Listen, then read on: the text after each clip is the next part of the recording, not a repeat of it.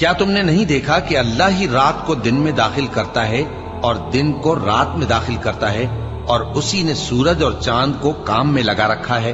ہر ایک وقت مقرر تک چل رہا ہے، اور یہ کہ اللہ تمہارے سب اعمال سے خبردار ہے۔ یہ اس لیے کہ اللہ کی ذات ہی برحق ہے، اور جس کو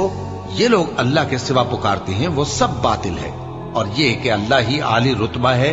گرامی قدر ہے۔ کیا تم نے نہیں دیکھا کہ اللہ ہی کی مہربانی سے کشتیاں سمندر میں چلتی ہیں تاکہ وہ تم کو اپنی کچھ نشانیاں دکھائے؟